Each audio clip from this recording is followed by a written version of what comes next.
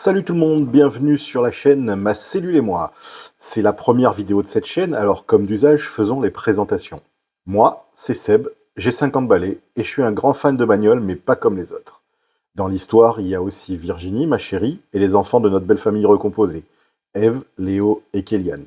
Mais faut être honnête, dans la cellule, ce sera surtout notre petit nid à deux. Les enfants? Tente, dehors. On les aime, mais faut pas déconner non plus. Et comme une tribu, ça ne s'arrête pas aux humains, il y a aussi nos deux gardiens poilus. Texas, le mâle croisé chien-loup de Sarlos et Bosseron, 3 ans, toujours en mode protecteur.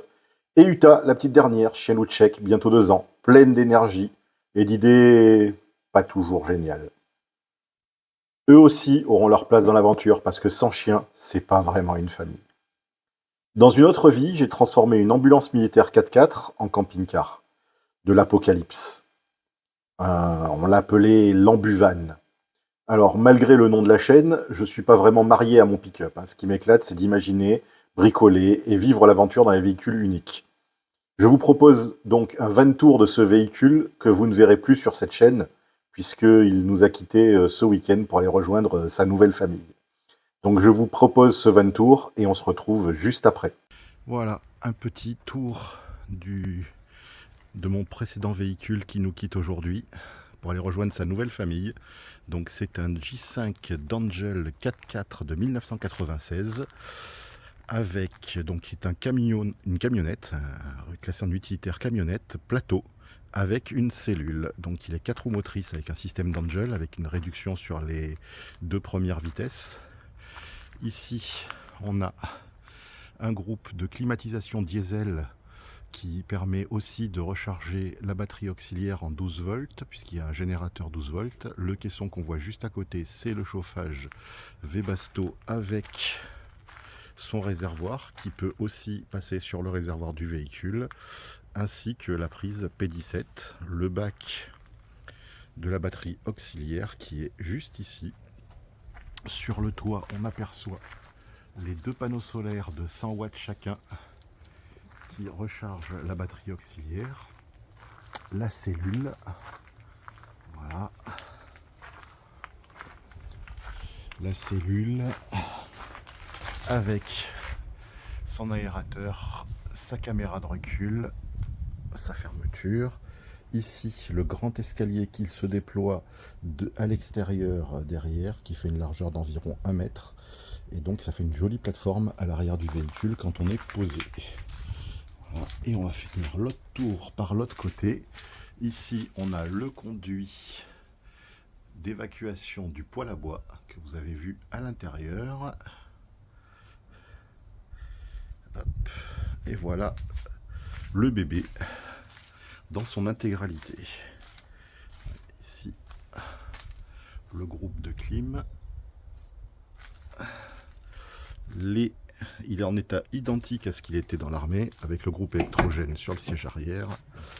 Voilà, c'est le J5 dans toute sa splendeur. Siège armé en simili sky cuir. La planche de bord, tout est identique à l'exception de la caméra de recul et des haut-parleurs.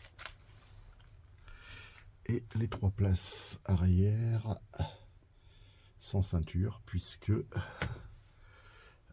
issu de l'armée et de 1996. Donc il n'y avait pas besoin de ceinture. Voilà, et le tout à 51 000 km. Je l'ai eu à 45.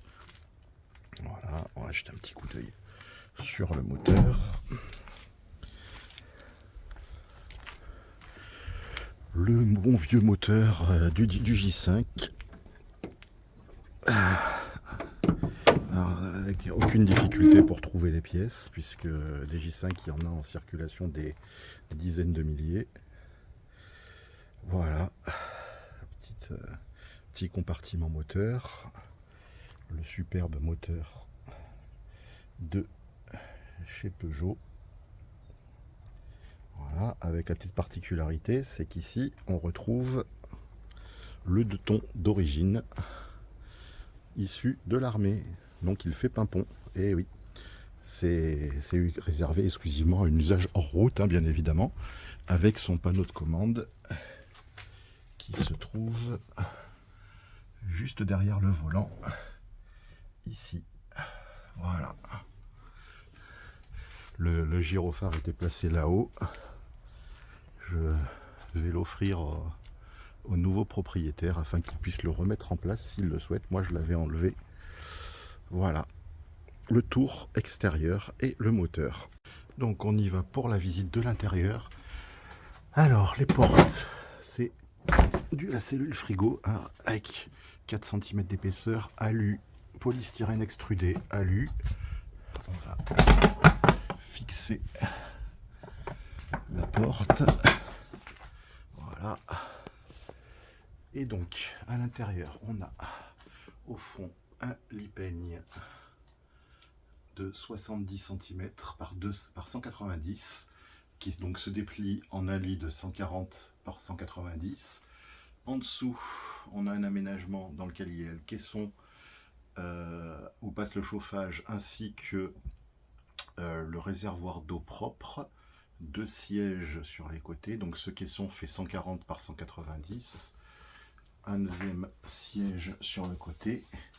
Ici, nous avons le petit poêle à bois pour les soirées bien sympathiques d'hiver avec sa protection derrière, évidemment l'extincteur.